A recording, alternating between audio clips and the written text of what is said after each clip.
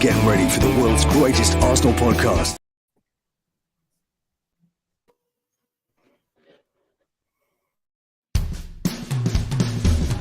Get ready for the world's greatest Arsenal podcast. Welcome to another podcast by Guns and Yellow Ribbons. Enjoy the show.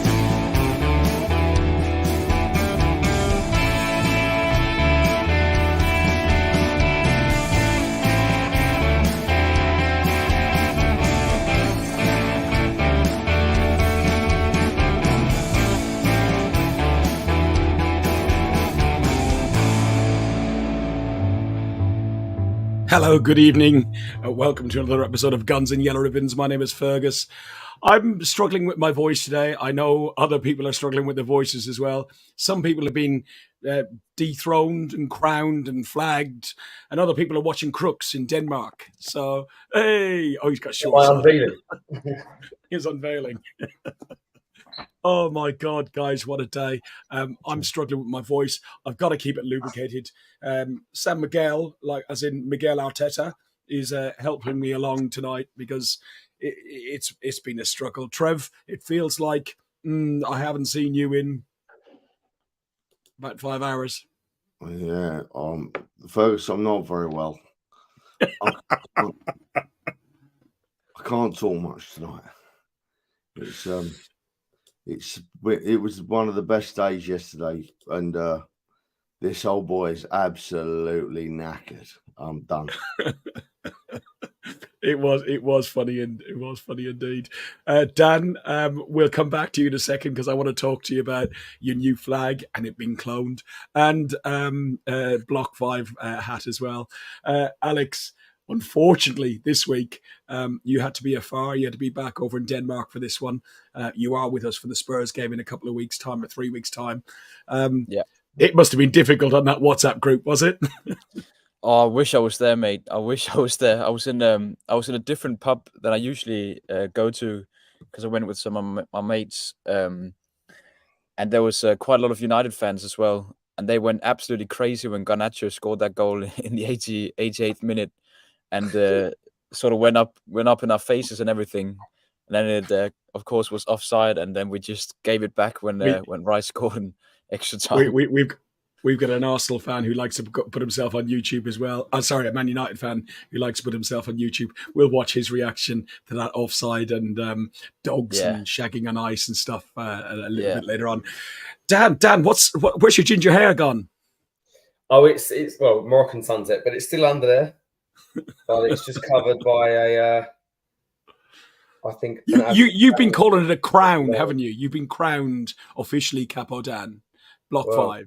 Cap.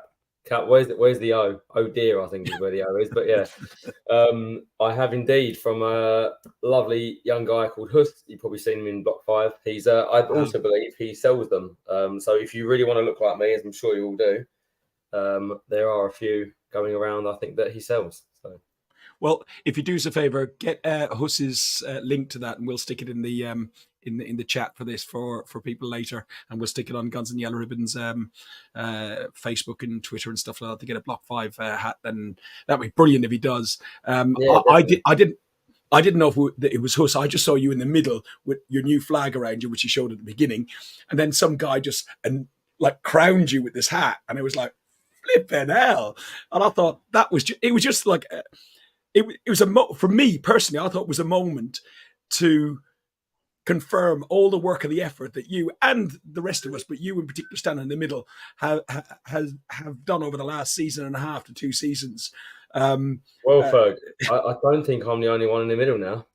Is this a good time to lead into another video? Shake it, El Nene, now. Shake it, El Nene.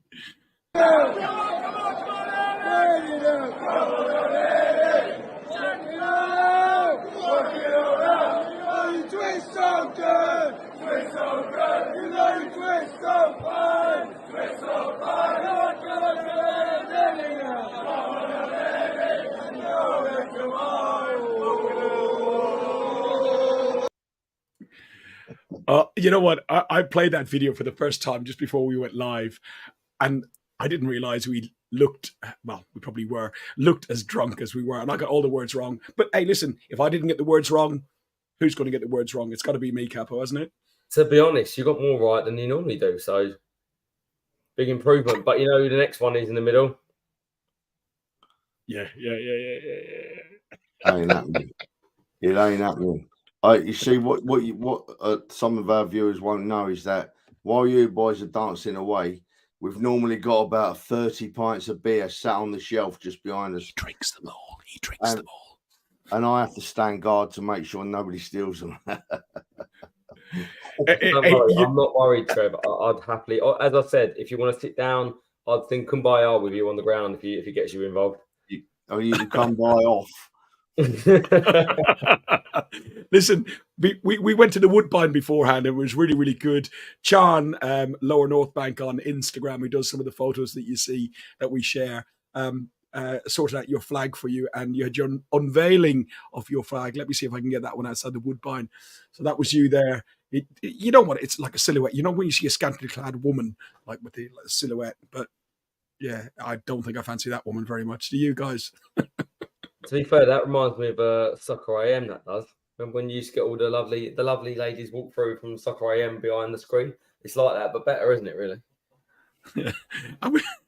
We took the walk down Gillespie Road, and we've done our usual little video for the Highbury squad. I'm going to play that to give our voices a rest for it. Well, mine and Trev's at least a rest for a second. We have new flag. We have a new flag. Welcome to North London. Welcome to North London. Home of the Arsenal. Right, we're going to get moved by the cars. Trev, we got you back. We got you back. Happy birthday to you. Happy birthday to you. Happy birthday, dear Sophie. Happy birthday to you. I reckon our Soph's 21 again, 21? 21. 20. 20. What? 20? Yeah, you just Maybe she's still a teenager. You know what I mean? Hang on, this is taking the turn, lads. Can we get back to the start? Let's go back. Listen, you got your new flag. We're on the way to the Man United game. I got my brothers in tow, and they're not as confident as us Arsenal fans are. We are going to... No, that's for a reason, mate, because they're crap and we're not. Look, right. Yeah, okay, go on. This is a proper rivalry, Arsenal Man United. It has been for many years. We don't like Tottenham. They don't like us. But it's never been a proper rivalry on the football field because, apart from the last couple of years, obviously, we've always been better. But Man United is a proper game of football rivalry on the field. And I can't see us losing today. I really can't, boys. You went 4-0 on the podcast, didn't you? I did. I may have gone over the top a bit. To be fair, I went 3-1 and I started watching back the 2002 game this morning. We won the league at Old Trafford and just gets the rivalry going. I saw something today that disturbed me a little bit. Walking down the road and I saw an Arsenal fan who's about 5 years old walking next to a Man United fan, 5 years old. They should not. They've been brought up wrong. Shouldn't be allowed to do that. They've been brought up wrong. Rivalry. They should be. I grew up in a house with them. Sorry. They should be fighting. No, No. Let's not be silly. Come on. Listen, but you're right, lad. I'm right. Listen, I'm going 2-1 is what I'm going. We have, this could be the, since the 80s, 88 to 91, I think, was the last time we won 3 in a row at home against United. So, Lads, that goes on for a little bit longer. If you want to catch it, you can catch it on the Highbury Squad's YouTube channel, but and we'll share it as well. But, there's quite a bit that we're going to talk about covered in there. The confidence levels of my brothers who are Man United fans and the confidence levels of us Gooners. And also, Trev, the huge point is the rivalry. Like we bumped into Princess this morning and talked about the difference between the North London derby and the Manchester game. And yes, the North London derby is a big rivalry, but the Man United game is huge for us, isn't it, Trev? Yeah. Well, in fairness, right? Oh, this hurts. In fairness, right? The first fixture I look for is Tottenham, right? Because that rivalry is savage. It's based on not liking your local neighbours and not paying much respect to them and wanting to beat them because you don't like them because they're the local rivals. As I said in the clip there, up until a few years ago, it was, and last season it changed again. We just left them standing every season. It wasn't a football rivalry in the words football. It was a fans' rivalry at a local derby. Whereas Man United, we know we have great games of football against United over the years. It's a football rivalry. The players are not keen on each other, as has been shown. The managers have never been keen on each other, has been shown. And it's a great game of football to watch normally. And yesterday, wow, it didn't let us down, boys. Yesterday was just a fantastic game of football to watch. It was indeed. Dan, the walk down, we had a good giggle in the pub with my brothers, who clearly wouldn't come on camera for obvious reasons. They don't do this sort of stuff, and they don't really want to be seen with us lot. It's a huge game. You predicted right. We'll talk about that as well. How did you feel the game went, and how did you feel the United squad were lined up? Because they were going to be quite threadbare at the back, and as it turns out, they had to put on Maguire and O'Shea later in the game, which we'll discuss as well. Yeah, I mean, you've got another name wrong there, just to let you know, Ferg. O'Shea. Which one? It's Johnny Evans, not O'Shea. Johnny Evans, sorry, yeah. He plays for Ireland, that's all that matters. It's all right, mate. It's all right. I'd like to point it out so everyone knows when you're wrong. I'd like to. Hey, listen.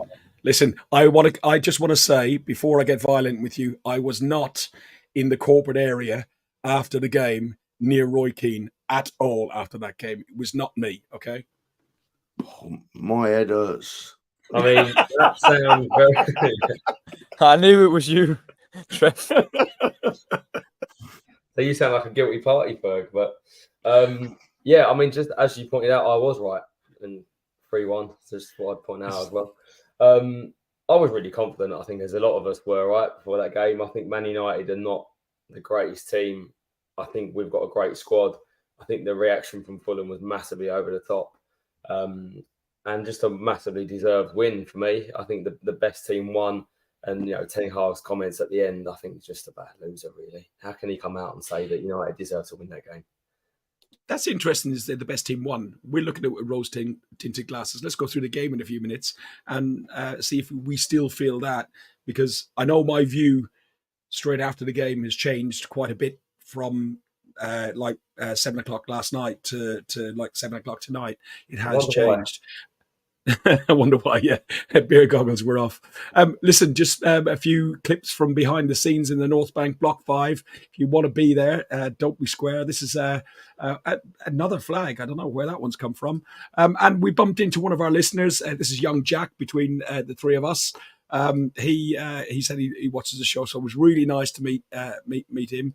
And then obviously the unveiling of the crown on the official Block 5 later on. Alex, this squad lineup, you can overlap with the lack of some United players as well, but we reverted back to our what we're calling traditional back four with White, Saliba, Gabriel and Zinchenko at the back. We had Riiice in the party position, the position which I feel that he was bought for. First of all, we had Havertz in the Granit Xhaka position, Odegaard, Saka, Martinelli, and Eddie Nketiah up top to replace Jesus. What did you make of the lineup and what we were up against as well? I don't have a graphic for the Man United squad. Yeah, I felt like with unfortunately Partey's injury, I felt like this was probably the first time this season where you kind of knew 100% who was going to play in our first 11 for this game. With Zinchenko being back fit, he slotted into his usual left inverted wing back, and Declan Riiice played the lone six with Havertz playing in that Xhaka role again. Ben White back out to his usual right back. I really like to see that. That was good. He played well, I think so. So I was happy to see us sort of back to the strong lineup that we had last season, that sort of the same structure as well. And you could sort of see it throughout the game. It sort of clicked more. People were more natural with everything. So that was good to see. I guess we'll go more into that later. And then for United, I mean, they've got a good squad. They've got some good players. Rashford, we knew he was sort of their main threat. And of course, he did score as well. He always scores against us. But they've got a fair few injuries at the back, as we saw later on in the game when Evans and Maguire came on, which was just a strange thing to see. Those two coming on, felt like it was the year 2013 and not 23. But yeah, when I saw their lineup, I thought we have to win this game. They've had a shaky start and they've got a fair few injuries, so we just had to capitalize on that.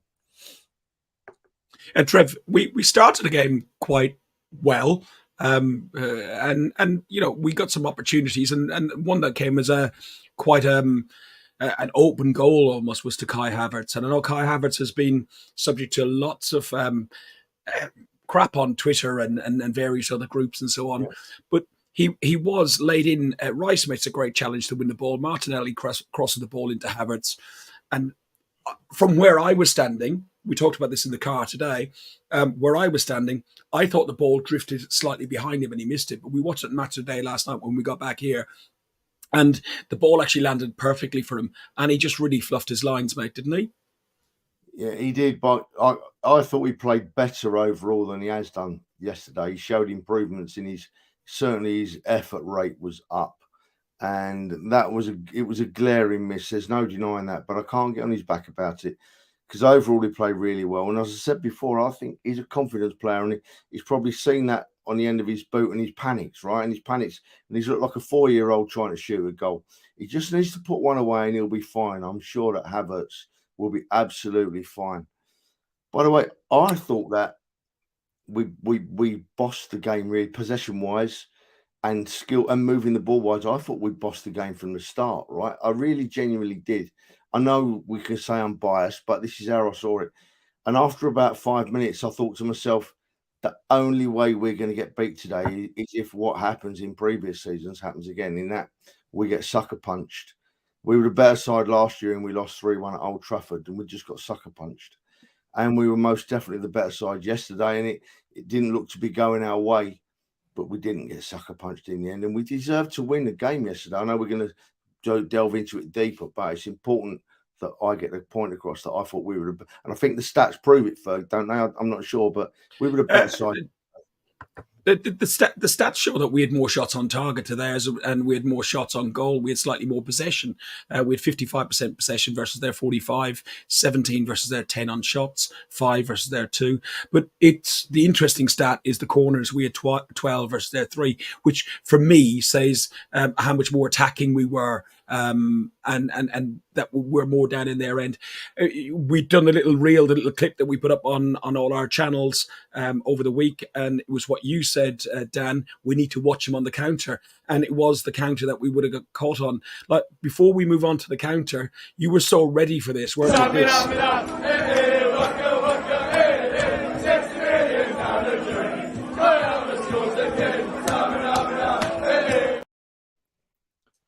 It's going to happen. I don't care. I mean, people need to not get on his back. I think, as Trev said, right, he's massively, a player that's going to ride high on confidence, and he doesn't look confident in the minute, and I think that's why he snatches it and does what he did. But don't forget the role he's playing, right? He's playing as one of the 2 8s, which means he's got a huge job to do in midfield, off the ball, recovering the ball, and actually watching the game back.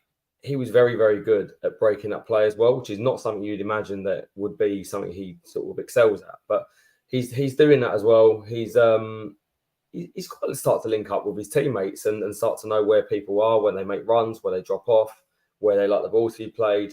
It makes a big difference too. Like, I don't think he had a bad game at all. I actually think he had a very good game yesterday, and quite easily could have got a goal. He quite easily could have won a penalty, which we'll go into, I'm sure, later. It'll come for him. It'll come for him. One thing I did notice though is when Vieira came on in that role, I thought he had a very good cameo again. Vieira's starting to look like a player that can impact the team. I'm not saying he should be starting week in, week out, but this is what we want in terms of competition, to push each other. And maybe he's just seen at the minute that Havertz is under a bit of pressure, and maybe he thinks I can go for that position, which I think is only a good thing. Yeah, it's interesting point by Heath in the chat. We'll come back to that one.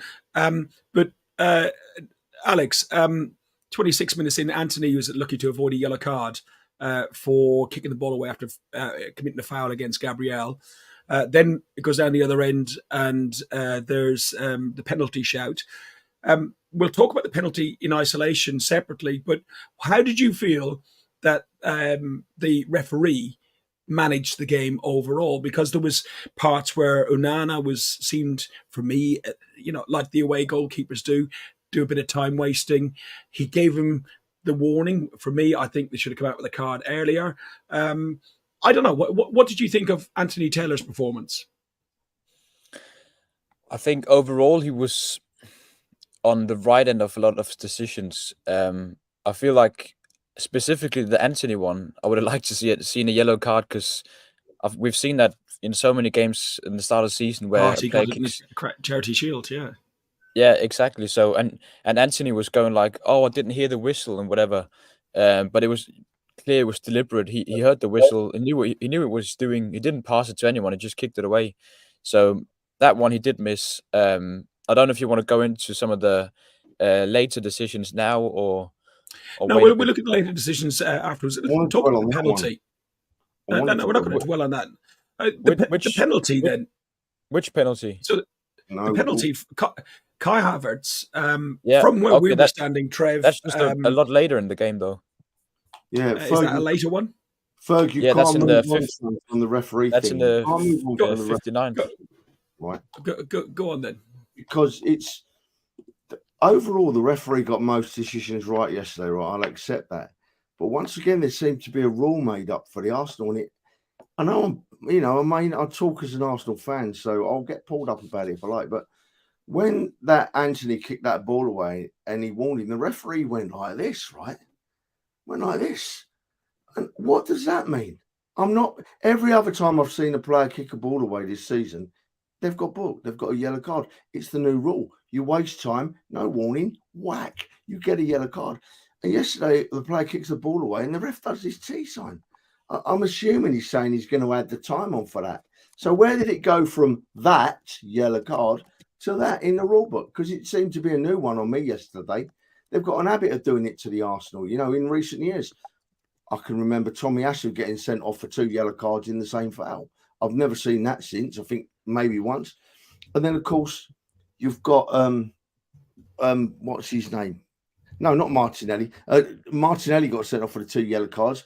But this season, Tommy Asu's got sent off for touching a player, one that Gary Neville says you'll get booked for every time. And I've seen hundreds of them now since, and that's not an exaggeration. There's never a booking. And it just happened again yesterday. I can't get over this. It's stuck in the head. What does it mean? Where do these refs dig this crap up from? Unbelievable. To be honest, lad, I think I disagree on the ref. I think the referee had a very good game. Are you not listening to me, young man? Are you not listening to me? Listen, Trev, for you, mate, time out. I said I thought the referee had a good game overall, didn't I? No, but yeah. What is this? I Do actually you know think. what it is? Well, I think firstly the ref is actually giving a chance to the team and saying this is your one and only warning. After that, I'm not having any more of it. Why? And I think, Why? He's not done I it. think that needs to happen. I don't think you want a game where they're constantly booking every single player, right? So Could it be this now? Could it be this? Could it be this, Dan? Could it be that?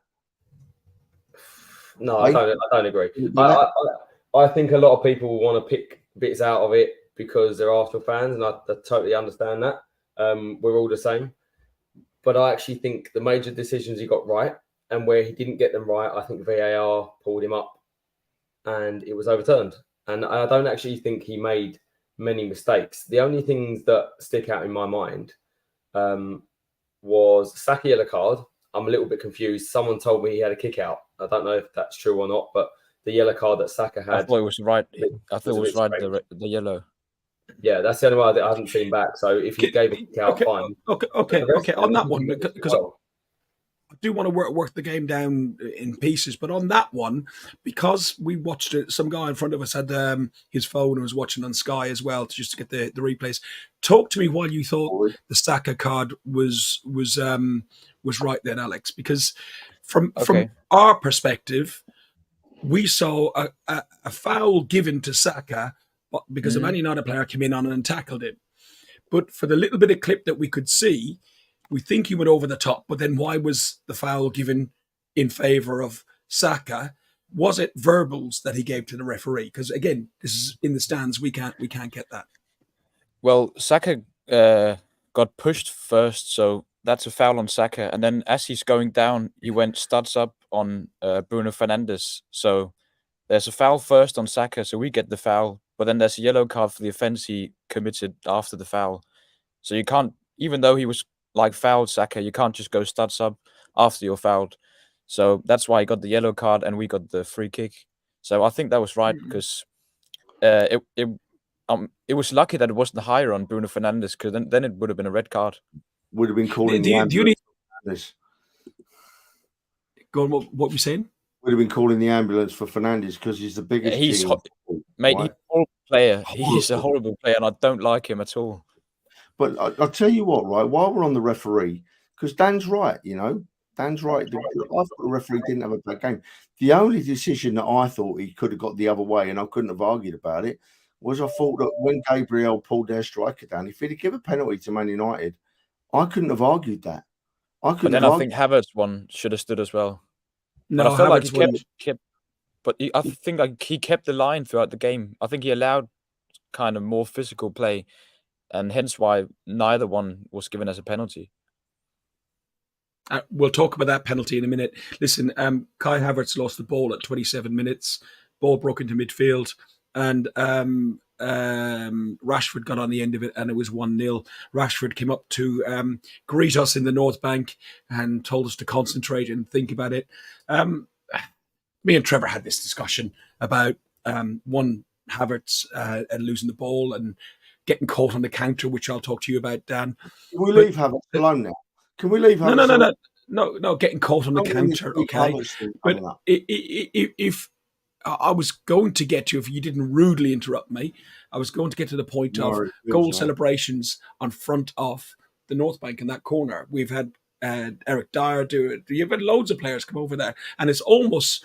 Is there a point? And if you go back to referees about consistency, is there a point that a referee is going to come up and say it's incitement and the yellow card? And Trev, what was your view? Because I know it did motivate you a lot last night.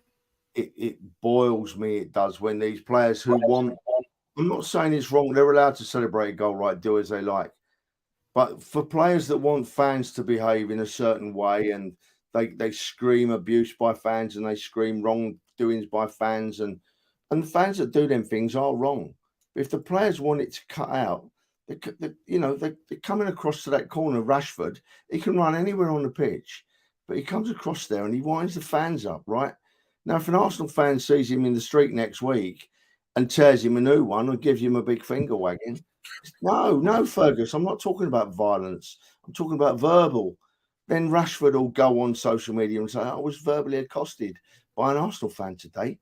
Yeah, we were verbally accosted by Rashford yesterday. We didn't do anything about it, So I know it's wrong, and it's wrong to get on players' backs, but I just don't know why they do it. They just make themselves look a bit dickish, really, to be honest. I've got two different views on this, right? First one is the disallowed goal for Man United, right? When Garnacho scores, he's got two options. He runs left to his own fans, or he runs right to the Arsenal fans. I don't understand why he ran over to the Arsenal fans, because there's no other reason than he wants to look at the fans. And it's one of those things that when you're everyone else, I don't think you understand why he does it, but when you're a fan of that team, give an example, Thierry Henry celebration against Spurs when he ran the length of the pitch, you love it. And I think it's just one of those things that I think players connecting with their fans, that the fans love it, and that's why they do it.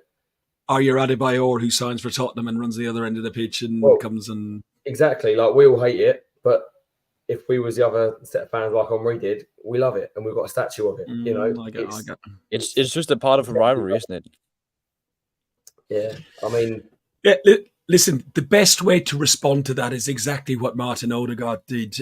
Eddie put a beautiful ball into Martinelli, and Martinelli put a cross into Odegaard. Odegaard scores an absolutely fantastic goal. And the crowd, as much as the United fans, the stadium is poor for sound travelling. United fans had just calmed down from celebrating their goal. It went nuts. It went absolutely nuts. How did that come across on TV then, Alex? And what were your thoughts on just like the finish? The finish Odegaard done was absolutely wonderful.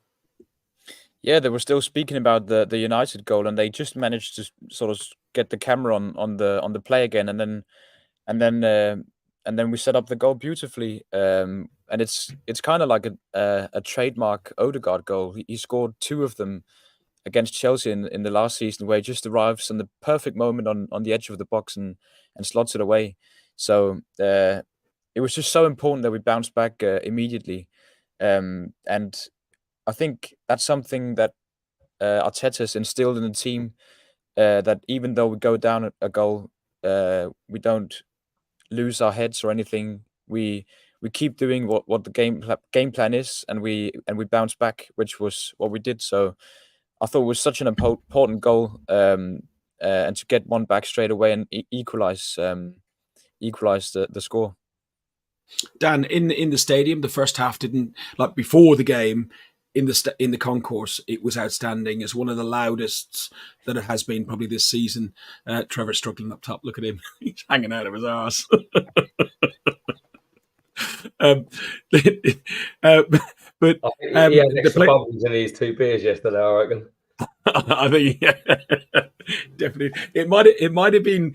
Did we have Indian last night, or did we have Chinese? Trev, was it? I thought it was a Rogan Josh. Or did you not order something different? Yeah, I had beef chow mein and Declan Riiice. Beef Riiice. chow mein and Declan Riiice. Oh man, I can't remember. Dan, before we get distracted onto that, how did you find the atmosphere in the first half in the stands itself? Because it seemed a little bit flat. Obviously, the first goal went in, but the response of having a goal back so quickly, that just lit the fuse, didn't it? Yeah, I think it continued from the concourse straight into the start of the game. I don't know if you guys have watched Sky Sports back, but rewatching it there, North London Forever was one of the loudest I've heard it on TV, and just goosebumps I had watching it back. Couldn't believe it. One of the most loudest I've heard us in the ground pre-match. But then the atmosphere in the ground continued. First 5 minutes, I remember the LA song going round, and that was quite loud from all areas of the ground. And then, yeah, as you said, I think to respond as quick as we did is a massive, massive help, because I think it calmed everyone down a little bit. I think United could have dug in a little bit more if they'd have hung on for a bit longer. They're not a great side, but they can sit in and counter attack, as we said, and that's sort of how they got their first goal. So to get one back straight away was a big relief, I think, as well from in the crowd. I just felt like one of those days where it was going to be something that we would dominate but not quite get there. But then as soon as we'd equalise, we were the better side after that by an absolute country mile. Yeah, so we got in second in at half time. It's 1-1. The atmosphere is nice on the concourse. No point in getting any beers because it's just impossible to get there. You've got to leave a half hour before the game, and it's warm by the time you get it and everything else.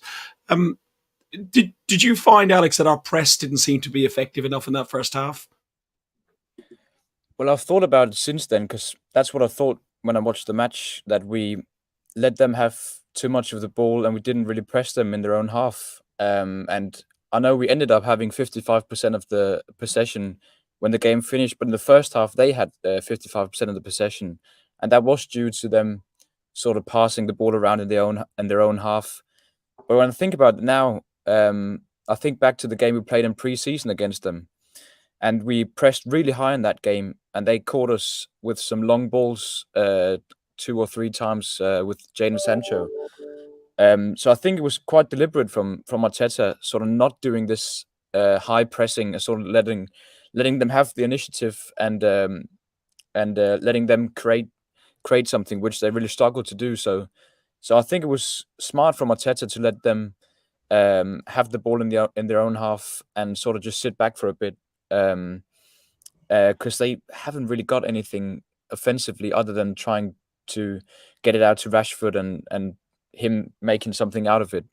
And as we saw, the only goal they scored was from a mistake from Havertz, which sort of brought us out of balance completely. So I think we were really good defensively, and United didn't have much in the game. But yeah, when I watched the game live, I was quite frustrated. But looking back at it now, I think it was really smart from Arteta to sit back a bit deeper and not press so high like we did in the preseason game. Dan, you talked about worrying about the counter attack with Man United, and as we said, that the one goal they got was a counter attack. Do you think we handled it okay in that first half, bar the goal? Yeah, I think we did, to be honest. Look, United attack the spaces very, very well. That's the way they set up to play. They've got the players that can do that. They near enough cheat a little bit as such. I know saying Man United cheat, but they cheat in lots of ways. But they cheat a little bit in terms of leaving their wingers sort of a little bit high and wide to sort of expose those spaces. So it's always going to be the danger. But yeah, the majority of the game, I felt we dealt with it well. I don't agree with the Havertz mistake, and I know people are going to say that he gave the ball away, but that's not the mistake for me. We got back and we had our 3 defenders, and you saw Saliba and Ben White came across. And actually, they didn't know what they were doing. Ben White, for me, I thought it was Ben White doesn't get out to the ball, but then Saliba doesn't hold his position. They should be saying Ben White stay right, stay out, show him the line, and Saliba be there in case he comes inside. Whereas Saliba compensated too much and went too far to the right, and it gave him space from Ben White backing off him, and that's ultimately where the goal comes from.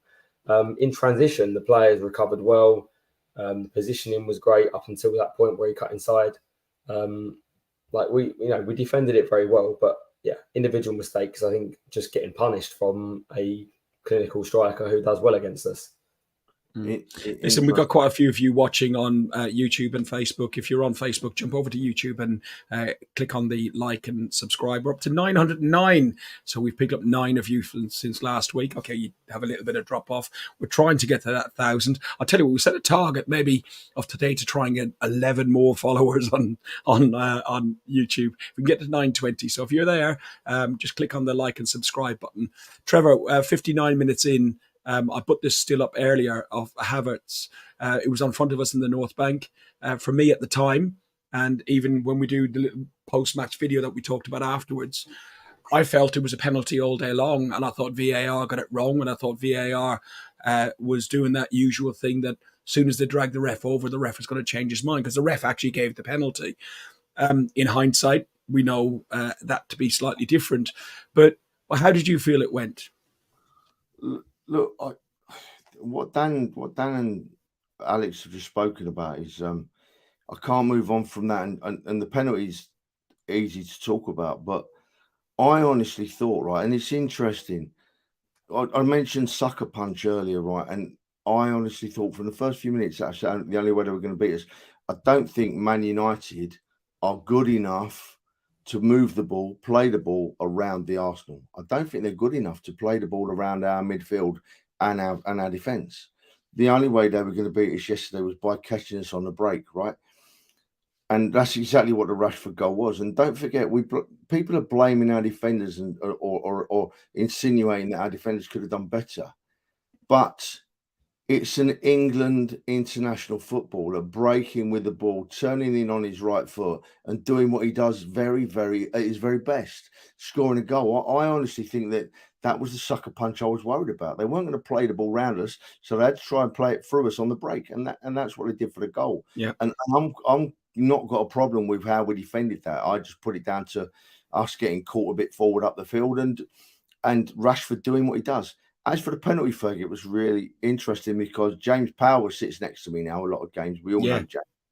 And as Havertz went down, this is how different it can be. You know, as Havertz went down, I said, "Oh, that's a penalty, James."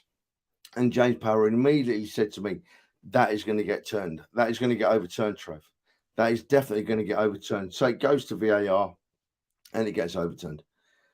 And this is where we start getting the inconsistency, boys, isn't it? Because if you think about penalties similar to that, Kane was a master of it at Tottenham, wasn't he? Kane was a master of sticking a leg out and making sure he got caught. Because that's what happened yesterday. Havertz stuck a leg out a bit and he got a brush and he went down. I couldn't scream against it being overruled because I could see why it wouldn't be given.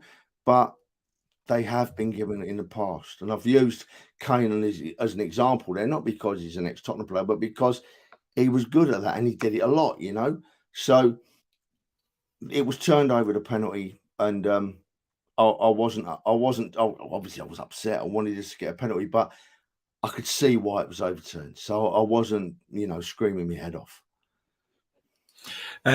Guys, what did you make of the penalty, Dan? You were there. You're right beside me. I thought it was a penalty straight away. Briefly, we both said at the time, in my opinion and your opinion, Stonewall penalty at the time, right? And I don't think there was many people that didn't think it was a penalty. There was definitely contact, but yeah, watching it back, I don't think it was a penalty. I think he initiates the contact a little bit as his leg slightly comes out, and it's the second contact is where he goes down.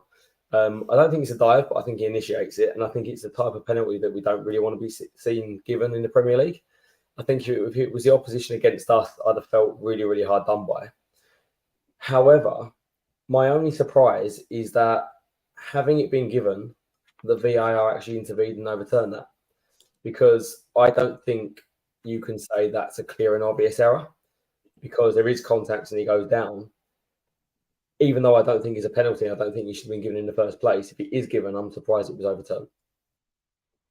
Alex, finally on that one, and then we'll go on to look at the substitutions and so on. Actually, no, do that, because there's one little note, because Alex done all the notes today because I was driving around and trying to do a bit of work and stuff, and I've noticed a little nod to some people in the chat who will know me well at the 66th minute. So we'll talk about the penalty first, Alex, before I ruin you.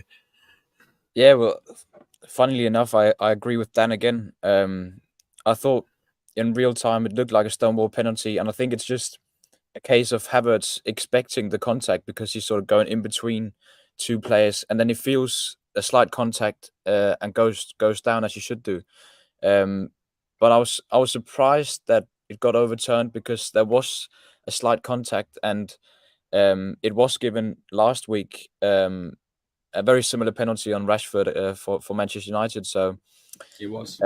But I agree with Dan again with saying that I would have been annoyed if it was against us, and I don't like to see those soft penalties given. But as long as they don't give anyone any penalties like that for the rest of the season, I'm fine. But again, it's the consistency.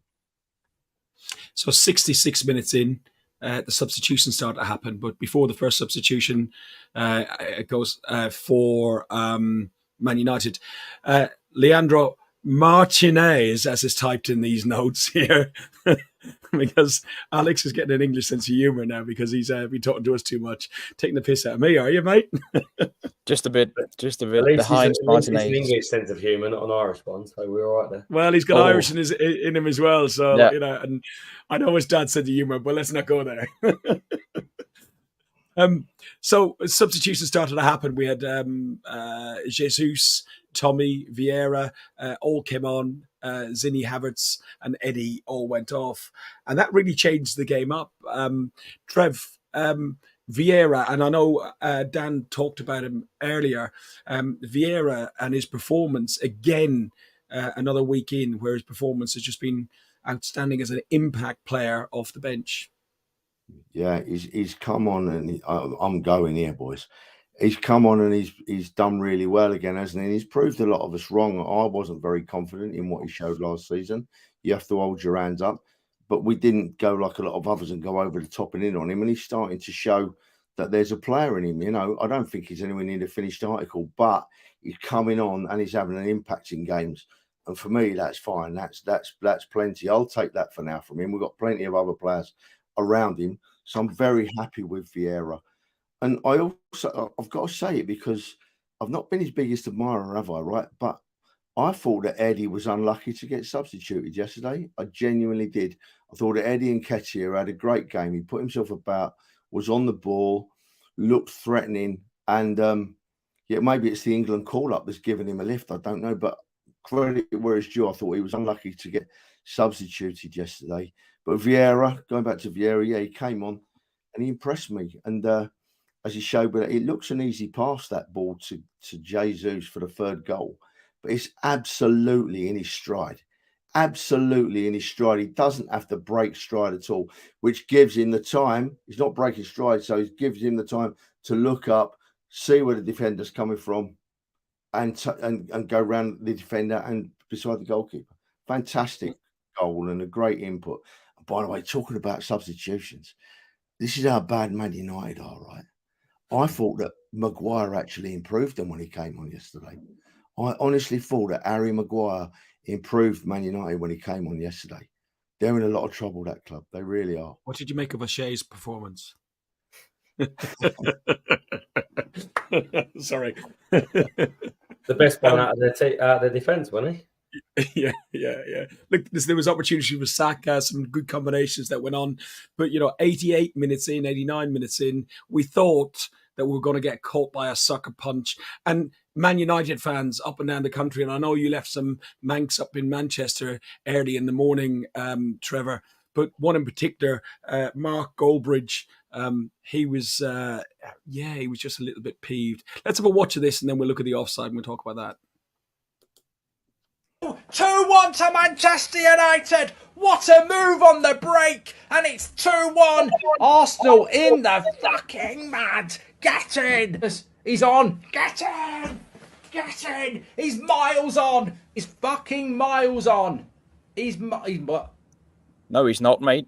He's miles. Oh, get out. Cock a cat.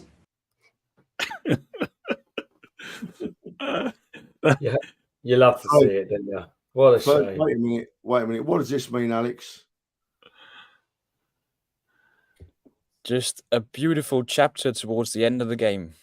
And what does this mean? I just agree with him. Oh, right. Okay. No, You'll never know what it means. Now say what it really means. He said, my favourite podcast is Dan, and you said, yeah, fair enough, I agree. Yeah, that's it. So let's talk about this offside. Mark Goldbridge wasn't very impressed. I must admit, Dan, when that through ball went through, I just turned around to you and went, oh. I just knew that they were going to score from that. I didn't realise that Gabriel was a ballet dancer, and he could just, that poise and that core, that he could just hold back like that. It was unreal. Dan? That's a throwback a few years, isn't it? Stepping up like that as a back four. If only he went like that, put his hand up, it'll be the 90s again, wouldn't it? But no, that's a defender doing his main job, which is staying in line with his back four and stepping up when he needs to. So he saved us there a little bit, I think. So credit where it's due. But yeah, I didn't expect it to be offside. In all fairness, I think like you, the reaction was like, I think they just nicked it. But yeah, but there's quite a few around. The lady in front of us that we always see with her son and her husband and all, they looked at us and went. They didn't even look at the goal going in the back of the net. They turned around and looked at it. We all looked at each other and went, goal. Yeah, but then look, when you stay in the stadium, regardless of the score, magical things happen, and everyone that stayed and carried on. We're getting to that. We're getting to that contract. Do you know what, boys? I've said it about 4 times tonight, so at risk of being boring. When that went in, I thought, they've done us again. They've done us. They've done us again on the break. They're going to beat us in a game we should be winning comfortably. But when, I don't know about you lot, right? But when that was disallowed, I knew, right, for that last 5 or 10 minutes, however long was left, I knew there was only one side that could win that game after it was disallowed. They'd had their breakaway, right? They'd had their bit of luck. They'd gone around us, played it past us, sucker punched us, and they didn't get the goal. So I knew after that we was going to win it. I was absolutely certain we were going to win it. Alex, interesting here from Kevin Campbell, Kevin Campbell, Arsenal and Everton player. Kev, great to have you in the chat. Interesting, and Ten Hag talked about this, the 2 different angles. I've only seen that clip that we've seen. Don't get to see anything in the stadium. What did you make of the offside? Did you get to see any other angles? And yeah, well, like Dan. Kev said, we saw it from 2 angles watching it on the telly, and the first one he definitely looked onside, and then you saw it from a slightly different angle, and you could see he was just about offside. So I think Ten Hag's probably just seen the first angle and went, that's onside. But yeah, I'm going to start calling him Eric 10 excuses from now on, because he was a big cry baby afterwards in the post-match interview. And we'll probably get to that afterwards. I think Max Brunning from EastEnders needs to Google the word calibration, and then he'll understand why it's offside. Exactly. I thought he was more Phil Mitchell than Max Branning myself. Like Phil Mitchell at his lowest ebb. So I haven't watched EastEnders in 25 years. So You know what? Do you know what? Right? It was if they got the lines in the right place, right? If they've got the lines in the right place, then it's offside, right? There's no argument. But what I will say is that at least they've got that one right by putting the lines in the right place. Wouldn't it be a lot worse if they didn't put the lines in the right place and it cost you the game? Who can ever imagine that happening, eh, boys? Oh, Can- that would never happen to Never the happen. Arsenal, would Never it? happen. Never happen. And a referee would never admit they'd made a mistake and decided not to make a decision because they didn't want to make their other mate look bad. But we won't get into that in too much detail. We've got that in the video later. There was a bit made on Sky about that a drone up and some fans leaving early. You touched on it early. We're looking about 15, 20 people there, 5, 6 people in Arsenal shirts. Some of them could be Man United fans. Some of them could be rushing home to get home for they're ill. I left the Palace game because I was ill. It's just I thought with poor reporting by Sky on that one, just like and it all changed, didn't it? Then go on. Ferg, Go. I've got to ask Dan this question, mate. I've got to ask Dan this question. I'm sorry, Alex, but at the end of that game, I looked around the seats when the players were celebrating the win. And I would say that ground was still 99.9% full. You could not see a gap. And I would challenge, it's not worth challenging Sky because they don't watch the likes of us, but put your drone up at any Premiership ground in the country. Put your drone up at any football ground in the country, and you're going to see as many people, if not more than that, leaving the ground. So yeah, it's just Sky getting on our backs. We've had a bit of a reputation for it, and they were looking for 5 minutes of news, weren't they? I do agree, Trev. Actually, and around us, it was still scenes at the end of the game. When we scored the winner, fantastic, and the 99.9% of the fans, fantastic as always. It is a pet hate of mine that even one fan, and I know it happens everywhere. It happens in any ground of any country of any sport. There will be someone that leaves early when they would have seen that United scored. It just frustrates me because that's not what a fan is. A fan is needed when the team's not doing great, not when they are doing great. And I do see it as, and I'm a little bit bitter, but I do see it as karma for any one person that's left that ground at 2-1 to miss us and miss the celebrations. Because I'm not being funny, you go to the football for the time with friends, for the good moments, the things that happen. And that winner is exactly the sort of euphoria that we go for. I'll tell you when I've done it once, Dan. Excluding when I've not been well like the Palace one, and when I was so drunk at bloody St. Gallen at Zurich. Let's not go there. But we shouldn't. I done it. We played West Brom, and they done us 5-3, I think, or 5-2. And Almunia was so poor in goal. I was so annoyed. I was going to say something. I was in a clock end up. I wasn't down where we were now. It's like a long, long time ago. And I just went, I've enough. And I walked out with 5-10 minutes to go. And Perez scored. And, we got it back to 5-3. I think I'm going to get shot down here. I think sometimes some fans who don't go as often as say we do and aren't as invested sometimes as we do. And I'm taking away from fans, but we get very emotionally, physically, mentally, monetary invested in the club that we want to suck up and be part of all of it, good, bad, or indifferent. And we know how important it is that we're there every day, every game at the very end, clapping them off. Even if we've lost 3-0, we clap them off. We're fed up. And I think when you get the opportunity to go to 1 or 2 games, it doesn't go your way, and you're a red member, silver member, a corporate or whatever, and you're not having the dream day that you have. Maybe that's why they do it. I don't know, but other people have reasons. But let's not dwell on that fact. I just thought it was poor, as Trev said. Many people do it at other clubs up and down the ground. 96 minutes in, the Emirates. So just quick, Ferg. I think that is important to highlight. That's not what we're criticising here. Is that Sky massively, I think, have skewed that to look at like in their thousands they've left there and emptied the stadium. That didn't happen. So for the majority, as I said, 99.9% of the people, that wasn't the case, and it's Sky being Sky, and we could all spend hours here talking about Sky. So Look, right, boys, look, right. I'm qualified to talk about this, as you well know, right? And I'm not shy of it. Excuse me. A 3 o'clock kickoff, a 4:30 kickoff, a 5:30 kickoff, a 12:30 kickoff. Yeah, I'm there till the end and after the game.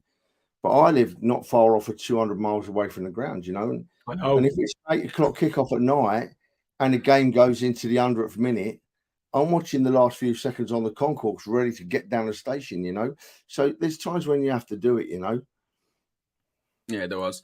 Look, 96 minutes in, you know, we were celebrating a goal, but some Man United fans were talking about like dogs and ice skating and stuff. We'll talk about that. Kevin, I'm really chuffed you're in the chat, okay? But we need to get you on here because, you know, to be in the chat as much as you are, it was brilliant. But you starred one, this one here, 10 excuses, a good moniker.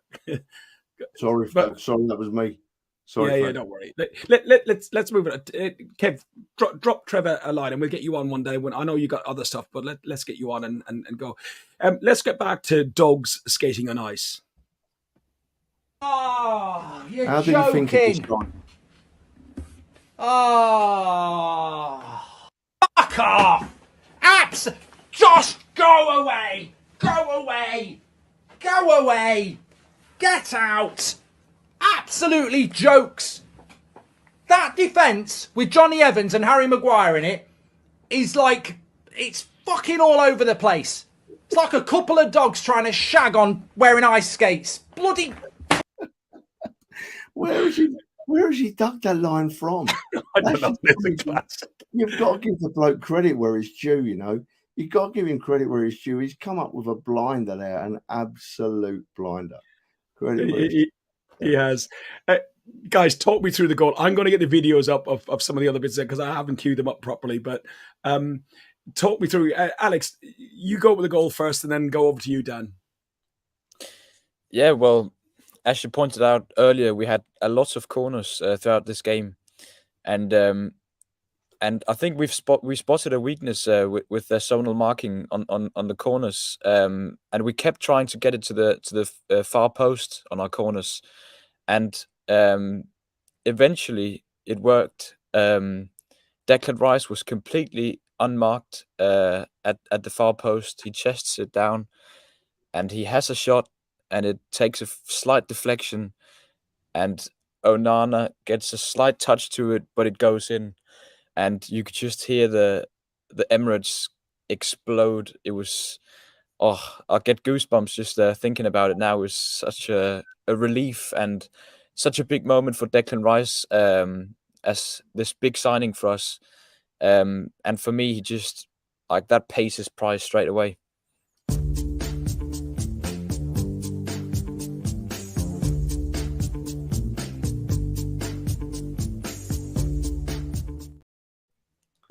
I've been singing it all day.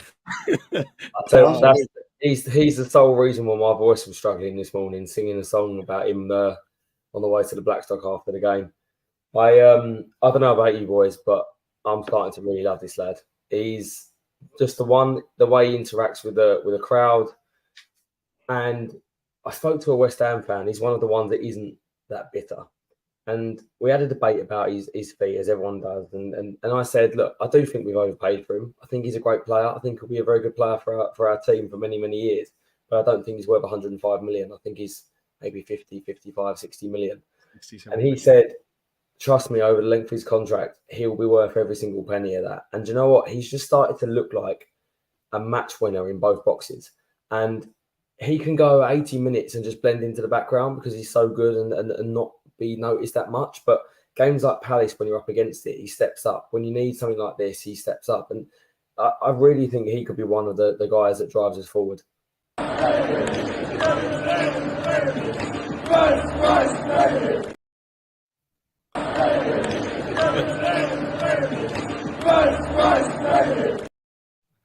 I remember my first beer, folks. Shout out to Gil Gillespie as well, because I was watching the game on the telly and I saw him in the yellow shirt, absolutely jumping in with the players when they celebrated. It was I've got the picture such a good moment. Yeah. No, that's not that one. Hang on. Oh, not that one. Are we going to get There's- taken down for that one? That one you got up. There's Gil there. There's Gil Oh there. yeah, what a picture. I tell you what, before we finish on that, because these are the moments. You know what I said a few minutes ago about if you're not invested like we are and where we are, and the amount of time and effort that Dan and Riiice and the other Dan and me and Dale and Trev and everybody butts in block 5, block 6, and everybody else who joins in with us. There's people coming around from block S. There's people coming from the east stand, the west stand, and building that atmosphere beforehand. You get into the stadium before an hour before the game. Now it is actually starting to rock straight away. It never used to be like that until about 15 minutes beforehand. But it's for moments like this, and then. Can you just imagine what this guy is thinking when somebody jumps into his arms? Watch this.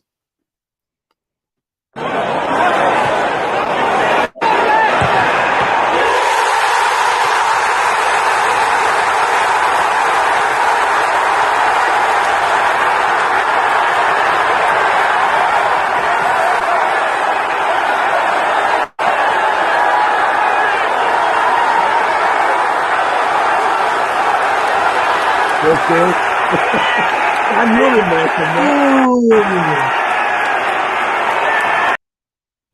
It's just I tell you. I'm in there somewhere. I don't know where. I didn't think I could love Saka anymore, and then I saw that clip, and I'm loving him even more now. Oh mate, honestly, I watched that and I was like, I can't imagine if that was me. I think I'd have just grabbed him and said, "Come here, you beauty," and give him a lovely smacker right on his lips. You've got to be careful. It's £200 million you're holding there. Oh mate, yeah, unreal. In there, Dan, I think you're somewhere around the middle, just in front of Martinelli. In there, I did see on video somewhere that was you in there. And is it? Yeah, no, that's that one there. You're just where Odegaard is. You're in around there. I'm in there as well somewhere. I tell you, I've got bruises across the front of my chest. I took my shirt off to change to this shirt today. My wife said, "What happened to you?" I said, "I was at football, love." It's just unreal. Dan's a passionate guy. Just say that. It tells a massive story, that gathering there, because there's who's put it in, neutral football fans put there, is your likes of David Raya, who hasn't played a minute for the club, and Emile Smith-Rowe particularly, who's got every right to be a bit fed up this year. And the substitutes that had come off, they're all in there. We don't have a team now. We have a squad, and it's obvious to see we have a very close-knit squad, and that's got to be surely a massive part of what you need to win the league.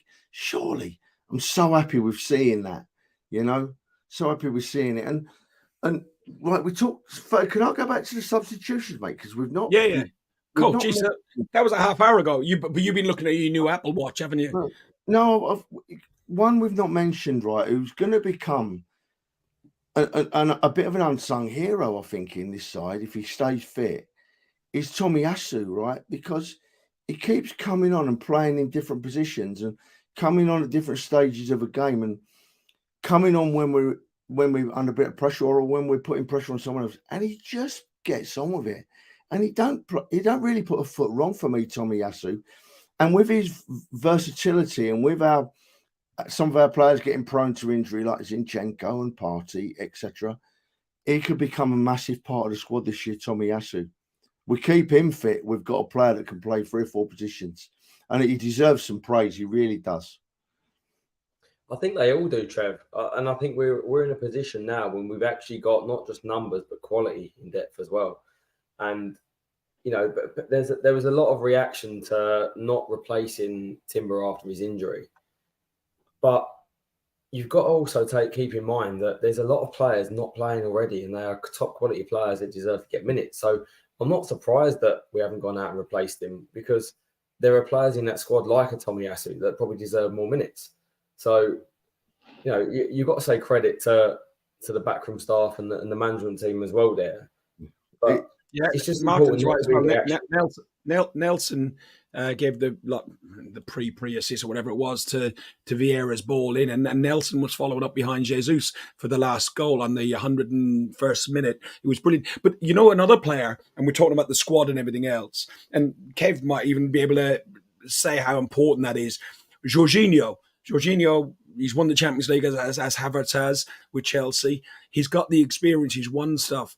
And he was turning around to us in the North Bank and screaming at us, get up, come on, let's go. And then as everybody came over for a throw in, for a corner, anything on that corner, he was in their ear and going. So it shows the importance of the squad. It shows the importance of the fans and the fan base getting behind and giving them the belief and the adrenaline, the rush to go forward from it. Jesus, we talk about his goal, 57 games. When he scores, we've lost none.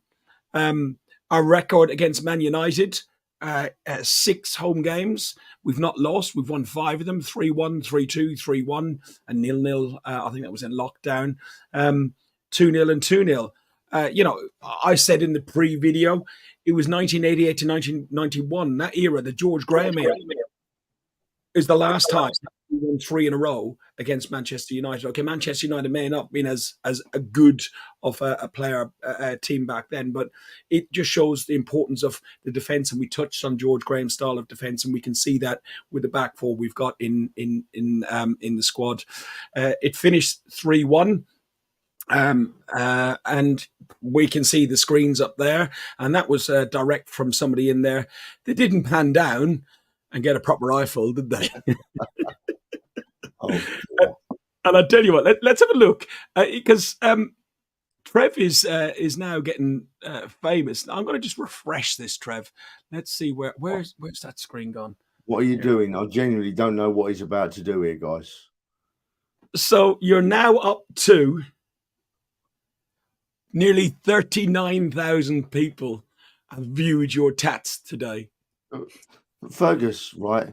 Look at that body. Who wouldn't want to view that body, right?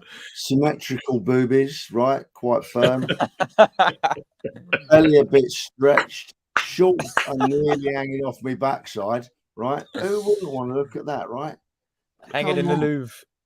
By the way, while it's in my head, get that off there a minute, because changing the subject completely, right?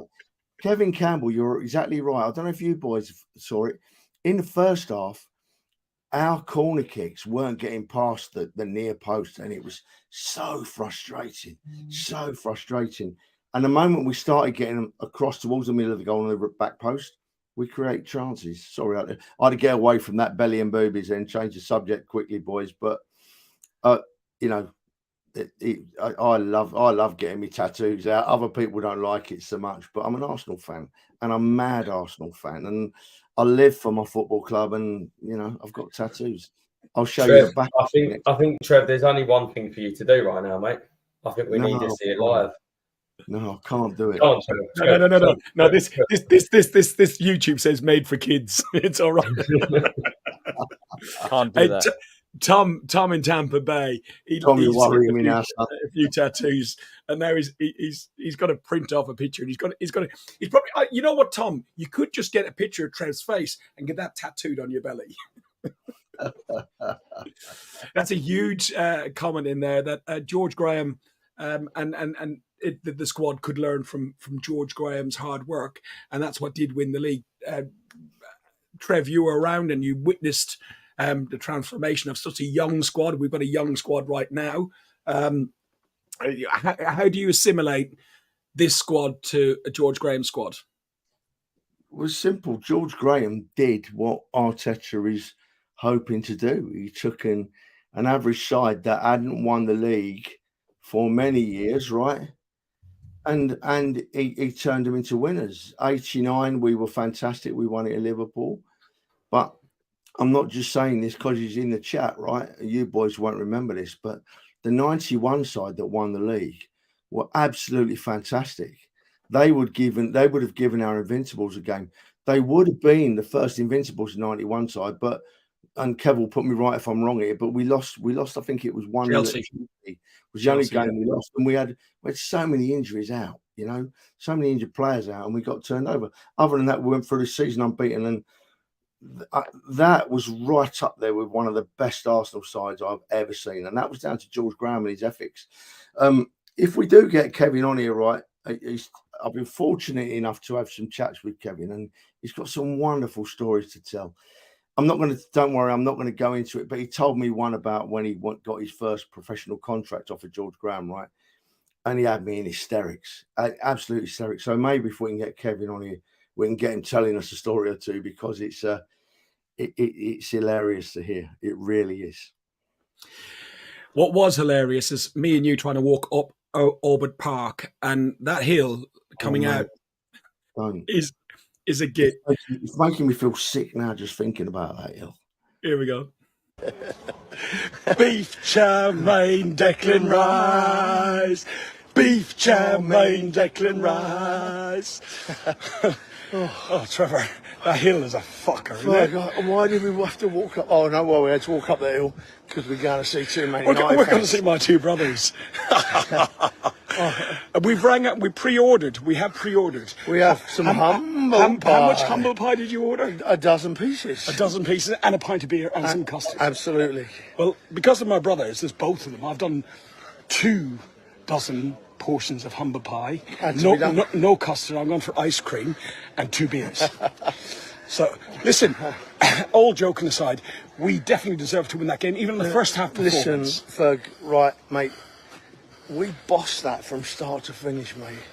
If it had been anything other than an Arsenal win, it would have been a travesty of justice. So proud of the boys. So proud of every player in the team. Just played so well, and the stadium was loud and the fans were fantastic. We can't ask for any more, mate. We can ask for better officiating. Anthony Taylor, I thought, was poor. Not all the time that the fans were calling against him. But you see, from my opinion, Ferg, officials like that, they don't deserve a mention, mate. He was awful again. He's making up rules. Watch the podcast on Monday, because I've got to have a little rant about it. But he's making up rules as he goes along. What the hell? I don't know about you, lads, but I didn't understand a word of that over all that panting from you two. I'll tell you what, it was like 2 dogs shagging on ice, wasn't it? Oh man! Listen, let's not go there with you two. I don't know about the head. It was a killer. It was just. I'll tell you what, though, boys. One more point. I know I keep changing the subject tonight, but it was such an exciting day yesterday. Now, I know I'm old and my hearing's not the best, but when the second goal went in from Declan, it was mental. But a couple of minutes later, when that third goal went in, that was the loudest I'd heard the Emirates. It actually hurt my ears. It really hurt my ears. It was that loud. I was so obviously proud of the players, but proud of them fans. If a player can't turn on his best performances when there's that kind of support for the team, then he's never going to perform, because the fans undoubtedly played their part yesterday. They did.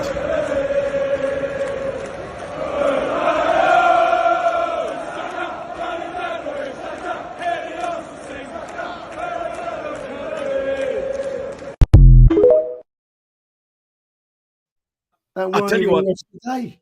What's that? Nice. I know, it's the song. The song, as you can hear, the song went off really well. Just when he's going well, he ruins the night. You know what I mean? Ruins the night. Oh, I don't know. Oh, I don't know. Listen, there was a couple of other things as well. Salty United fans. Oh, Dan, you saw this and you shared it with us. Go on, talk to me. I did, because I saw a couple of there was a group of United fans, and they looked like they'd just come out of Clapham as 4 little boss boys that have come to see United. But I had to reply and I had to send them that picture because it did make me laugh. It was it's a nice thing to see, isn't it? Especially nice bit of fishing you did, wasn't it, when Dan? it's Man United. Come on, you can't forget. I know they're crap now, but that rivalry doesn't end. It's so nice because they've been at it for years. The most jumped up fans I've ever seen. That all come from. Did you send your tweet to me or not? I think I did. Let me have a look, because I think it was. No, you haven't actually. I think it was classic. It's these little young lads, and they're on their away day, and they're going at the Emirates, and you said something like, you did all in the Stone Island. You're just going to get back to Clapham, and it was good. Just send it to you now, Ferg. Oh, have you? Right, okay, let's have a look. And they definitely nibbled, didn't they? They had a bit of a response, but yeah. But that tweet was great banter, weren't it? Because it wasn't abusive. It was just funny. which is what we want to see. Light-hearted banter. You know me, Trev. I'm not abusive. Oh, you are privately, aren't you? When you get That's only at Ferg. That doesn't count. Okay. Well, he Yeah, that's deserves fine. it, actually. There you go. I can never read this with the black background. I never understand that. I like the lighter background. It's just, yeah, it's my failing eyes. It's my failing eyes. Listen, we got done for the long piano intro version of Dan got Lewis done. Dunford. No, oh, Dan got done proper. Yeah, for the last game. But I tell you what, I did find, and I meant to play it the other week. It is a longer version. No, don't do Can't it. be longer than last week. Don't do it. Fergus, just play the normal one. Just play. Don't do it. You know you're gonna.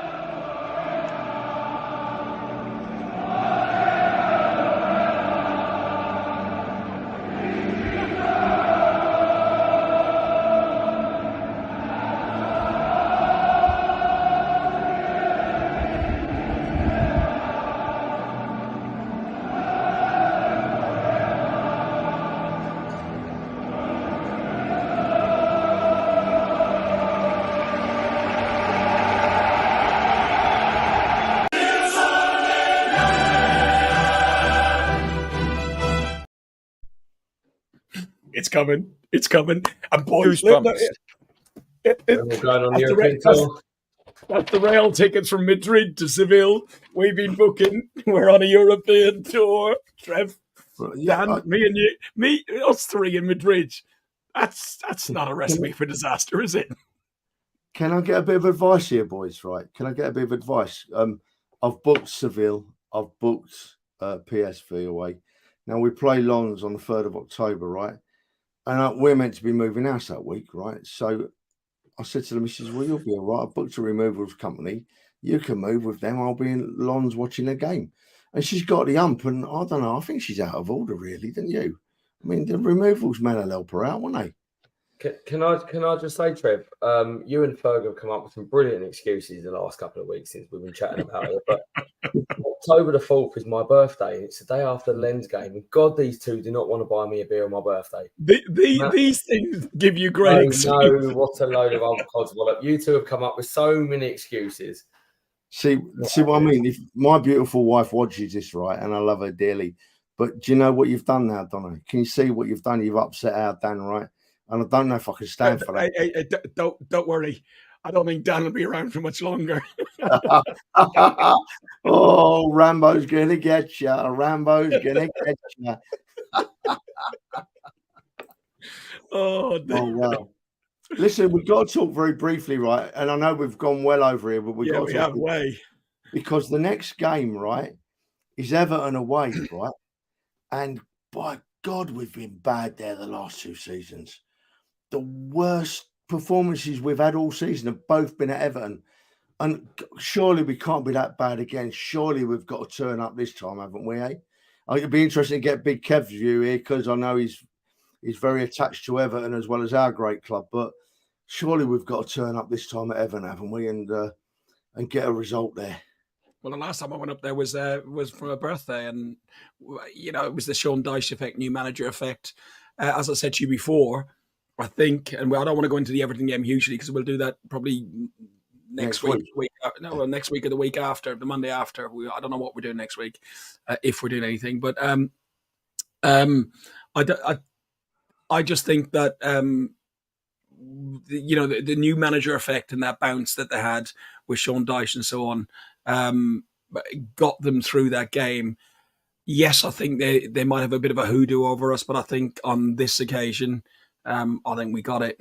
Yes, we'll have European football and stuff starting back and so on, but I don't know. Guys, anything to end up on? What are you going to do next weekend? It's like boring football on. Got Danish national team. I'll be watching them and playing against San Marino. Hey, brilliant game. Dan? Well, I'll be Googling all the places I'm going to visit when we're abroad on our European tour. I think is what I'll be doing everywhere from France, Spain, and then back to the Dan. I think. Yeah. Well, I sent you a link. I sent you a link for the Bernabout tour. It shuts at 7:00 on the Monday, so I didn't know if we got there about 5:30. We've got a cab from the hotel, 5:30. You need minimum an hour. You need minimum an hour in there. It's the most amazing place.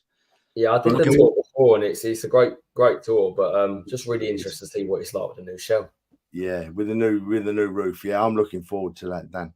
And by the way, next Saturday when there's no Arsenal game, I will be watching either Boston United or Boston Town because I love going to support the local teams. Going to spend a few quid there. The money that I'm saving through not having to buy Dan a birthday drink. Yeah, you saved that this weekend as well. I'll be watching probably Ireland play. We've got to play France. No more hand of frog, and we've got to play Netherlands in the European qualifier. So I guess we're going to lose. But hey, but we got Ferguson, who will be at Arsenal next season. Fingers crossed, and he'll be our number nine. I'll just say, Tom in the chat's got a very, very good idea there. You can have wireless transfers now for fun. So send it across, mate. I'll buy your beer for you. I don't think my phone does that. Is that a phone? I'll tell you what, son. Oh, you find granddad. Wetherspoons and I'll send you a beer, all right? All right. Listen, I've changed the lights to green. It's Ireland next. There you go. The lights have changed to green in the background. Oh, disgusting. This is an Arsenal podcast. Get that off. Listen, you have been watching an Arsenal podcast by Arsenal fans for Arsenal fans. Thank you, everybody in the chat. Arnie, all the regulars. Yeah, brilliant. Really enjoyed it. We've had a lot of viewers on Facebook and on YouTube. As we said, we'd love to get to 1,000 subscribers.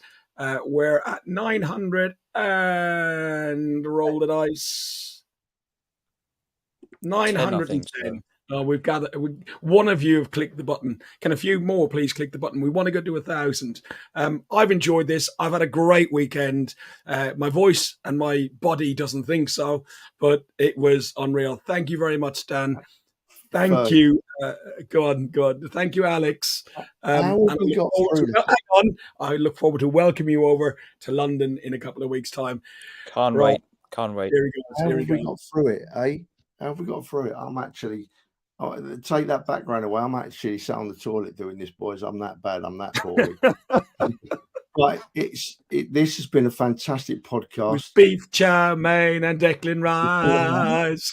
This man makes me smile every time he comments. We very much appreciate you commenting and watching, Kev. We genuinely do. And everyone else, Fergus is going to say goodbye, but I have to say me a bit tonight. I've had a great weekend. This has topped it off very nicely. Bring on Everton. Up the Arsenal. Fuck the Spurs. Thanks for listening to Guns and Yellow Ribbons, an Arsenal podcast by Arsenal fans for Arsenal fans. Follow us on Facebook at Guns and Yellow Ribbons or Twitter at Guns and Ribbons. And remember to rate and review us too. Up the Arsenal.